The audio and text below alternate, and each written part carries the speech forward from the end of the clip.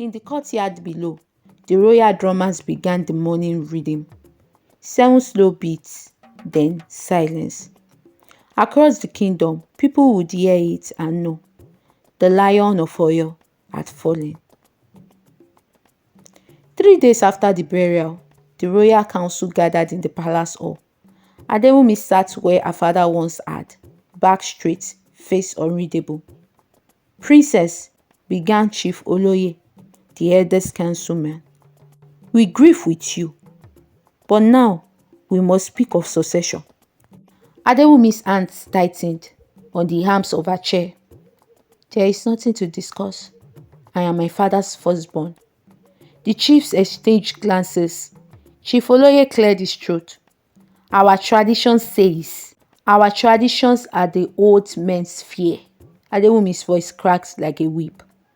"I have sat in council since I was 12. I know every law, every treaty. Who is the better person to rule?" Chief Durojaye spoke next, his voice gentle but firm. "The people will not accept a woman on the throne. We propose your cousin Adedamola as king, with you as his advisor." Adewumi's blood-turned eyes. Ademola. Ademola was a fool who cared more for palm wine than governance. That night, beneath their sacred Iroko tree, Adewumi and Ogundamisi plotted. "They will make Ademola king tomorrow at sunrise," Adewumi said, her voice tight with rage. "Then we stop them." "How?" "The palace guards obeyed the council." A slow grin spread across Ogundamisi's face. "But the warriors answered to me." As they walked back to the palace, a familiar figure emerged from the shadows. "Akintunde." Ogundamisi's whole body lit up at the sight of him. The hunter bowed to Adewumi before pulling Ogundamisi into a fierce embrace. "I came as soon as I heard about the council's decision." Adewumi watched as Akintunde cupped Ogundamisi's face, his tongue brushing her cheek. The tenderness in his touch made something sharp twist in Adewumi's chest. "You are sure about this plan?" Akintunde asked, still holding Ogundamisi's gaze. "For Ade? Absolutely." Adewumi forced a smile. "We should prepare. Don't come Sally." As she walked away, she heard Akintunde murmur, "Be careful tomorrow, my heart." Ogundamisi whispered reply, followed Adewumi down the path. "Always." Before first light, Ogundamisi moved through the warriors' quarter like a shadow.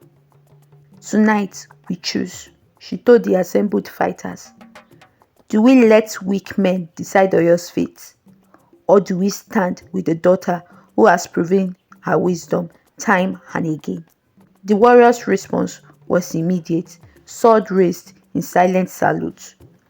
At the same moment, Adewumi entered the council chamber, where the chiefs slept on pallets, awaiting the morning ceremony. She placed a hand on Chief Oloye's shoulder. He awoke with a start. "Princess, what?" "Quiet now, elder," Adewumi said softly. "The palace is mine." Through the window, the first ray of sunlight revealed Ogundamisi and 50 armed warriors surrounding the building. By midday, it was done. The chiefs, under armed guards, crowned Adewumi with trembling hands.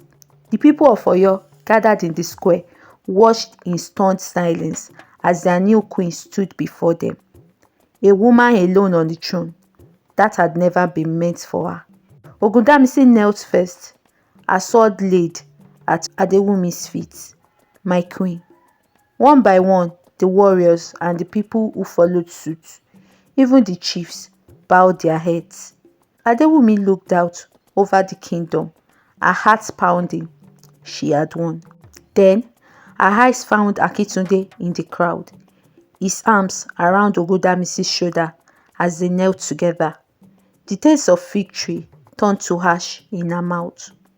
That night, during coronation feast, Adewumi summoned Akintunde to her private chambers. He entered wearily, bowing low. "You called, my queen." Adewumi poured 2 cups of palm wine, handing him one. I owe you thanks.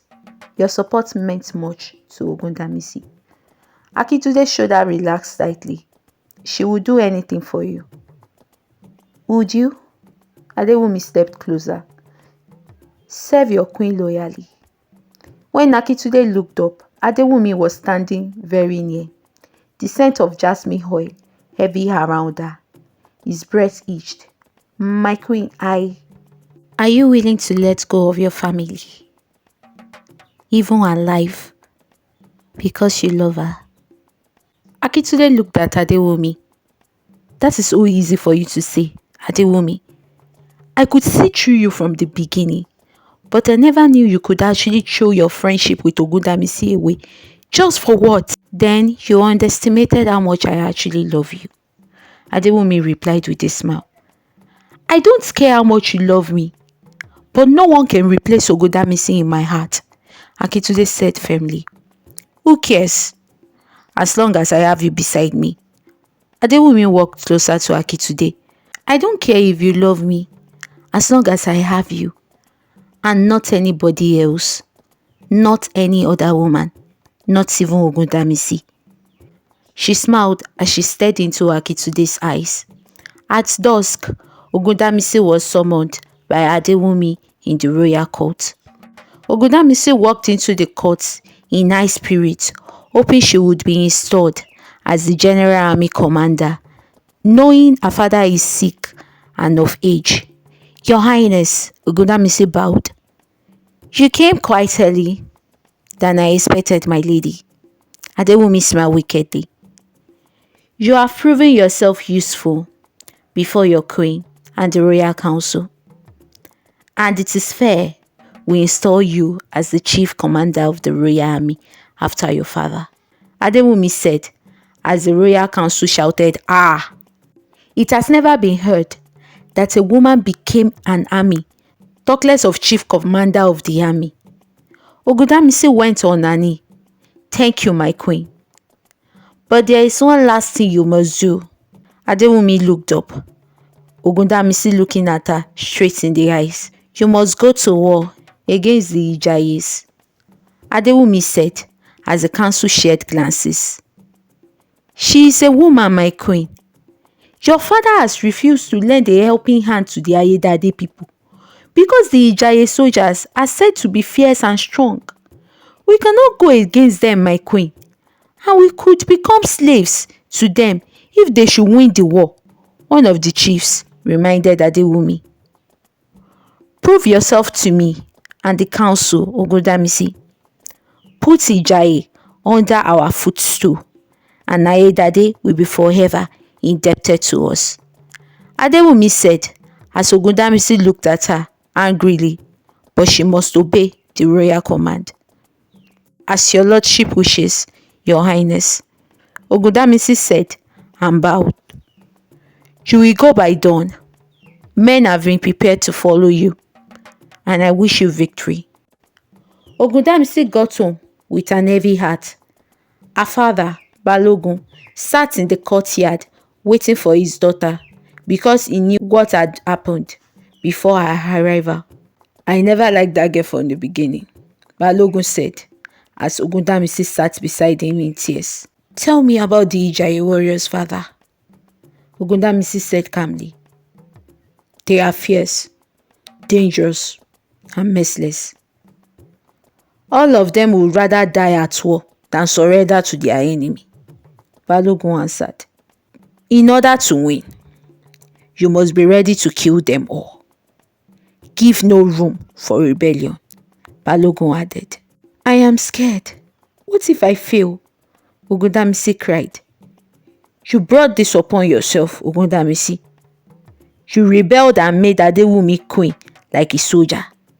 You plotted and you won. It is time for you to follow your queen's order.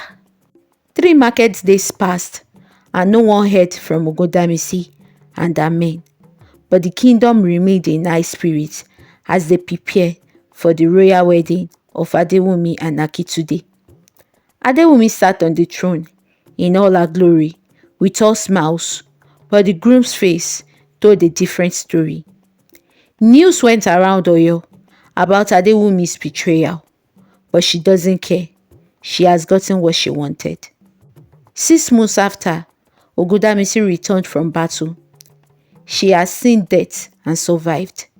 She was ambushed on her way and still escaped death.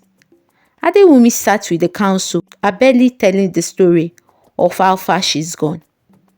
"You came back," Adewumi said mockingly. "Thanks be to Eledumare," she chuckled. "I never thought you would survive. The Ijaye warriors has been defeated. But I guess that wasn't the real war all along. You were playing a game," Ogundamisi said painfully. "Another general has been installed since you stayed too long in battle. It is not fair to leave the seat empty since your father's demise. The gods rest his soul. Your brother has been made the general," Adewumi said. "Be careful and watchful, my queen." Ogundamisi bowed and left the council's presence just to see Akitunde outside the palace gate. Akitunde's eyes carried a lot of sorrow, but Ogundamisi's eyes was filled with rage. Ogundamisi was all alone in her chambers when she heard a soft knock on her door. "I am not eating," she said, thinking it was a maid. "It is me, Akitunde." Akitunde replied as Ogundamisi's eyes widened. She walked to the door and saw him standing. "What do you want, Your Highness?" Ogundamisi asked calmly. "We need to talk. I need your help," Akitunde cried, and it softened Ogundamisi's rage. Ogundamisi was betrayed. Adewumi thought she had won, and the council saw an opportunity to dethrone Adewumi, since there is a rift between the two forces that rebelled against Oyo. The council called a meeting without Adewumi's knowledge and entered the court, debating before Adewumi's arrival. "Why would you call a meeting without informing me?" Adewumi asked as the council stood up and turned their backs against her. "What are you doing? I am your queen," Adewumi growled. "Oyo has turned against you. We refuse you as our queen," Chief Durojaye said, as one of them gave her a calabash, which is a bad omen. "I have only cared for Oyo all my life. I have never thought evil against Oyo," Adewumi cried. "Your time has brought too many deaths of our people. We lose our soldiers at Ijaye war. Our people are hungry. We don't want a tyrant as a leader," Chief Oloye said. "So Oyo wants me to commit suicide. My father was a great leader. All I want to do was follow his footsteps. I am no tyrant," Adewumi cried. "Coming from someone who betrayed her childhood friend because of man. Kai! It is not until you show Oyo that you are a tyrant that we know a tyrant," Chief Durojaye added. The news got to the people like wildfire. Ogundamisi sat in her chambers when the news got to her. "But she's with a child," she stood up concerned. Adewumi sat in her chamber silent when she heard a soft knock on her door. "I wish to be left alone," Adewumi said as the person behind the door came in anyways. "You are no more the queen, so you can't order me around," Ogundamisi said as she entered. "Oyo turned against me because of you. They said I am a tyrant."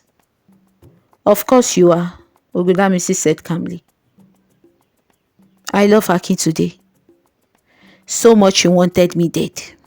"I am only doing this because you are carrying Akin today's child. He told me about the plans before now," Ogundamisi said calmly. "We are leaving Oyo before the sunrise," Ogundamisi said. "I would rather die a queen than flee. I am not going anywhere. I don't really care about you. I don't really care if you die. I only care about the child you are carrying," Ogundamisi said. "I am not leaving Oyo. I will die in Oyo. I am going nowhere," Adewumi replied. Ogundamisi's warriors gathered in the palace, watching over the place with the royal guards also working for Ogundamisi, since her brother is the chief commander of the army.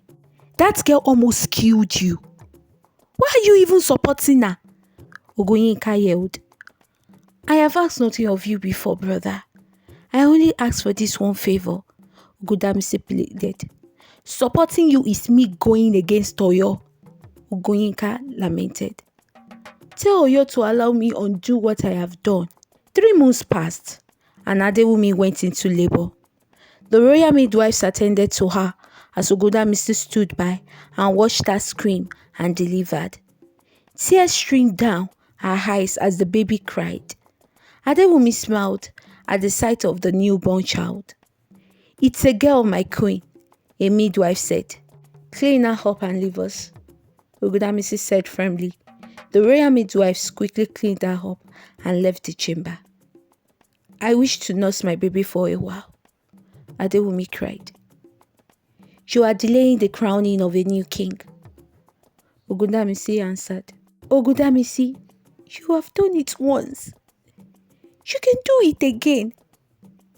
Ogudamisi, I know I can still be queen if I have you beside me, Adewumi cried. What is in for me?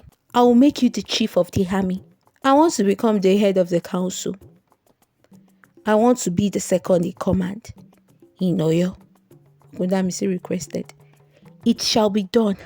The kingdom was on standstill. All the army and warriors answered to Ogudamisi. The people refused to riot, keeping Ogudamisi's promise in their hearts. Ogudamisi watched the palace hall from her window as the council stood in wait for her and Adewumi to walk into the council hall. The council has made their decision to make Adedamola king. Do you agree to step down, my queen? No, I do not agree, Adewumi answered. Ogudamisi unsheathed her sword as Adewumi smiled, thinking Ogudamisi was on her side. Bow to your queen, Ogudamisi said as the council bowed to Adewumi. I love you, Adewumi. But this is for the good of Oyo. Ogudamisi stabbed Adewumi. Adewumi smiled. We could have ruled the world and conquered kingdoms together. You left me no choice, Ogudamisi cried. Don't cry. Because I still died a queen. And I broke the promise first. Adewumi breathed her last breath and left Oyo in the state of mourning. 7 slow beats of the royal drummers, and the whole Oyo knew Queen Adewumi has fallen. Ogudamisi left the palace in tears, with the baby in her hand, as she handed it over to Akintunde at the palace gate. We should go together, Akintunde said. I can't go with you. You should go alone. Ogudamisi replied, knowing fully well and death was near. She could have fought, but she chose not to. Treason is treason, and she must take full responsibility of her actions.